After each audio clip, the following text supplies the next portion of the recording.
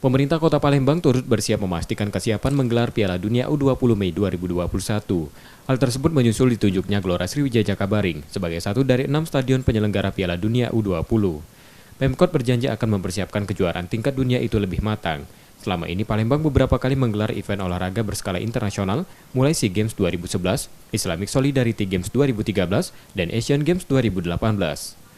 Untuk persiapan, Kota Palembang juga siap mengucurkan APBD tahun ini mengalami refocusing dan relokasi untuk penanganan COVID-19. Perhatian khusus juga diberikan pada pelayanan maupun aspek protokol kesehatan panitia, pemain maupun ofisial khususnya di luar stadion. Karena ini informasinya baru tahu, tentunya kita ada kalkulasi.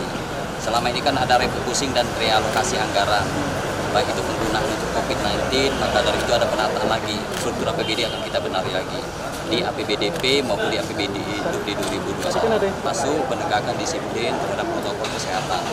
Maka dari itu Forkominda akan membahas ini, apalagi ini kan berskala internasional.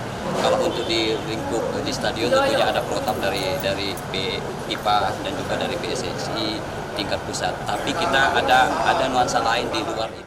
Meski sudah ditunjuk PSSI, FIFA baru akan melakukan pemeriksaan ke Jakabaring September mendatang. Menjadi tuan rumah Piala Dunia U20 diharapkan bisa mendongkrak pariwisata Kota Palembang yang turut terpukul dampak pandemi COVID-19. Rizky Nurmizan, Kompas TV, Palembang.